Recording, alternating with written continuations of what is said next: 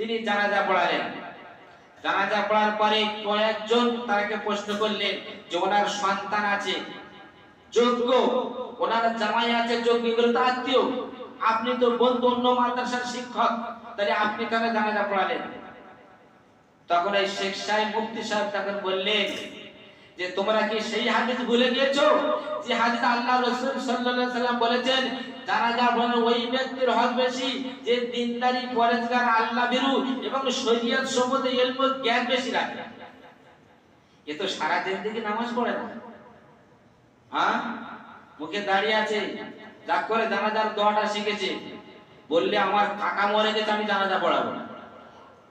এই শরীয়তের মশলা কোথায় পেয়েছে?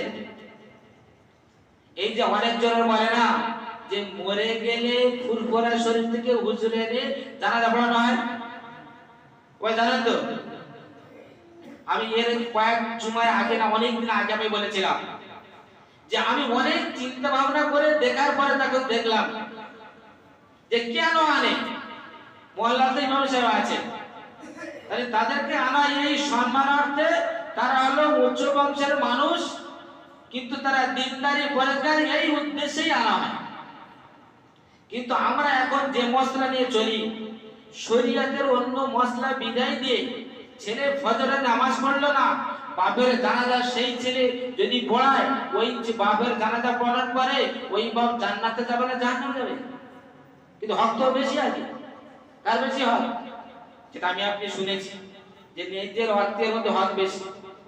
সে নামাজ পড়ে না, 5 ওয়াক্ত নামাজ পড়ে না, আমার আপনার এলাকায় আছে, আমার নাতি কোরআন পড়া শিখেছে, তুই আমার জানাজা পড়াবি। এই ভুল ধারণাটা আপনারা ছাড়ুন। অনেক অনেক জায়গায় এই ফিতনা শুরু হয়েছে, জানাজার নামাজে তারা করবে ভুল, ধর্মী ইমাম সাহেবকে এসে ইমাম সাহেবকে নিয়তটা বলে দিলেন না, তাই ইমাম সাহেবকে দায়িত্ব নিয়ে বলা, ইমাম সাহেবকে এটা বলে দিলেন না, শুধু ইমামকে নিয়ে পাকড়ানো হবে, বাকি কাউকে ধরা হবে না।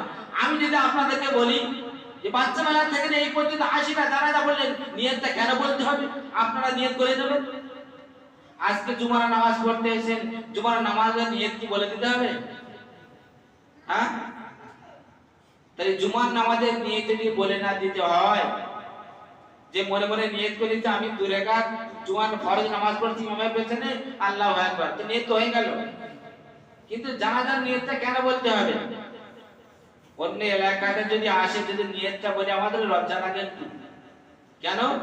3 তলা মসজিদ, বড় মিনার, আবার থেকে আমাদের জানাজার নিয়ত বলতে হয়। তারা যখন এসে দেখবে এই এলাকায় জানাজার নিয়ত বলতে হয় না, বলে এলাকার লোক সব শিক্ষিত, এরা সবাই জানে, সেটা ভালো হবে না খারাপ হবে?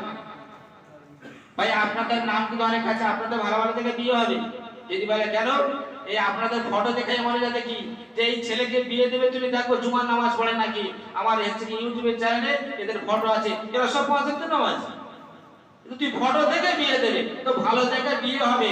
যারা মসজিদের 2 তলায় নামাজ পড়ে সব কম হবে, বিয়েও ভালো জায়গা হবে না। যারা নিচের তলায় নামাজ পড়বে এদের বিয়ে ভালো জায়গা হবে এবং সওয়াবও বেশি হবে। জোরে বলুন সুবহানাল্লাহ, আর সুবহানাল্লাহ বলবেন। হ্যাঁ, তো এই জন্য ভাই শরীয়তের কিছু জিনিস আছে, আমরা জেনে সেটা মানার চেষ্টা করব, না জেনে কিন্তু আন্দাজে লোক কি বলেছে শুনে তাই নিয়ে মাথা গরম করে আমাদের মাথা গরম করার কোনো দরকার নেই। আমরা যে আজকে জুমার নামাজ পড়তে এসেছি, এই জুমার নামাজটা যখন আমাদের ফরজ আছে, এরকম আরো নামাজ ফরজ আছে, কিন্তু বিশেষ করে মল্লিক পড়া জওয়ান ভাইদেরকে বলবো যে আমরা এলাই জায়গায় বসে সময়টাকে নষ্ট করছি, ফরজ নামাজগুলো ছেড়ে দিয়ে, নফল নামাজগুলো ছেড়ে দিয়ে বেকার সময় নষ্ট করছি।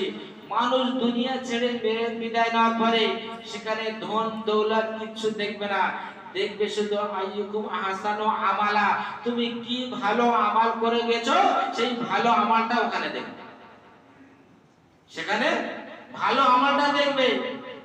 দেখবে তুমি কত সুন্দর ড্রেস পরে গেছো, ওখানে ড্রেস কিন্তু সবার একই, আতরও একই, শর্মাও একই, আপনার দুনিয়াতে যত কিছু থাকে না কেন সব ছেড়ে দেখা যাবে, ওখানে আমালটা সুন্দর কেমন দেখবে। আমরা যে মসজিদে যখন নামাজ পড়তে আসি, তো নামাজটাকে পড়ি, প্রত্যেক নামাজের মশলা খেয়াল করে দেখি।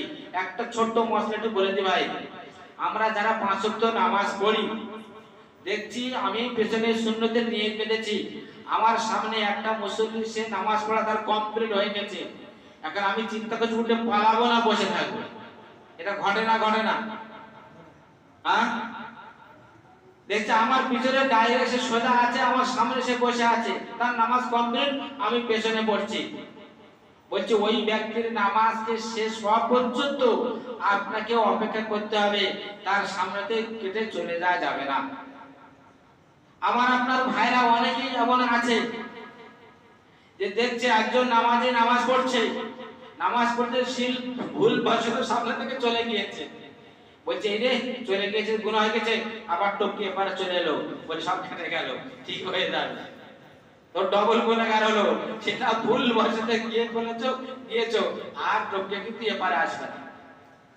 নিয়ত বাঁধতে আমরা দেখছি অনেক ভাইরা, ইমাম শাফি রাহমাতুল্লাহ আলাইহি তারা বুকে নিয়ত বাঁধে, আমরাও নিয়ত বাঁধছি, দেখি নিয়ত বাঁধার পদ্ধতি আছে, কেউ কবজিতে বেঁধে চুকে দাঁড়িয়ে আছে, কত অলসতা লেগেছে।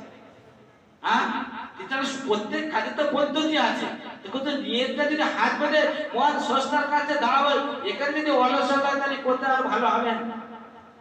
ওই দিন আমরা নামাজে যখন দাঁড়াবো সুষ্ঠুভাবে নিয়তটা কেমন বাঁধতে হবে, সেজদাটা কেমন করতে হবে, আর রুকুটা কেমন করতে হবে, সেই সঠিক পদ্ধতিগুলো আমরা প্রত্যেকই করব ইনশাআল্লাহ।